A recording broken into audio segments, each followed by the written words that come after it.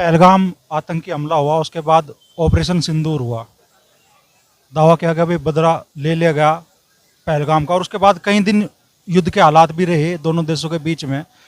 और cease fire का जब ऐलान हुआ तो बहुत लोगों के मन को उस ऐलान से कष्ट भी हुआ। ठाकुर पूरन सिंह जी की सोच इस बारे में क्या है? इस देश की सेना को 1,00,000 बार सैल्यूट है, 1 करोड़ बार सैल्यूट है। और यदि उस सेना के चरण की वंदना करें तो कम है।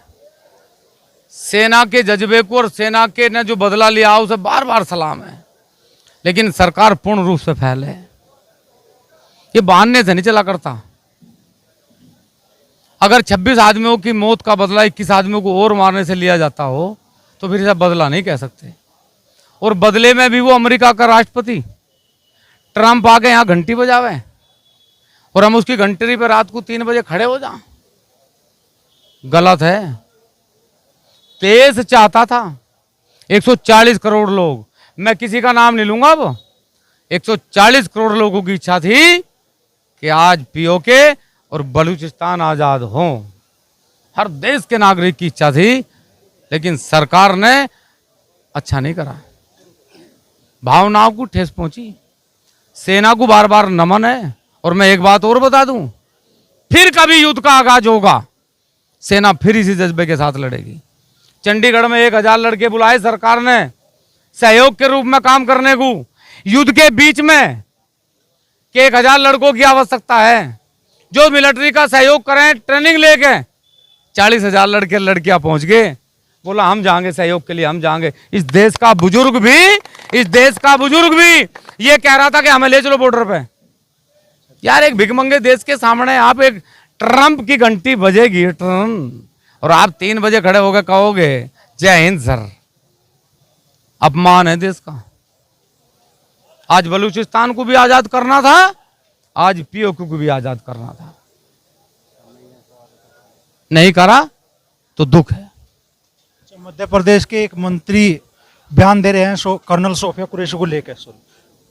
वो कह रहे हैं कि साहब देखो कैसी नीति थी, जिन लोगों ने हमारे लोगों को मारा उन्हीं की बहन को उनके सामने खड़ा कर दिया गया। भाई बहुत अच्छा सवाल है, मेरा मन भी फड़फड़ा रहा था कि मैं कुछ कहूं। पहलगाम की घटना हुई और 3 दिन तक इस देश में मुसलमान हिंदू हुआ। फिर उसके बाद पाकिस्तान पर चला गया। सब लोग आपके चैनल पे मेरी बात सुन रहे होंगे। जिस दिन सोफिया कुरैशी पाकिस्तान गई और जिस दिन तक सीज फायर नहीं हुआ, हिंदुस्तान का हर एक व्यक्ति उसे क्या कह रहा था, ये हिंदुस्तान की शेरनी है, ये हिंदुस्तान की शेरनी है।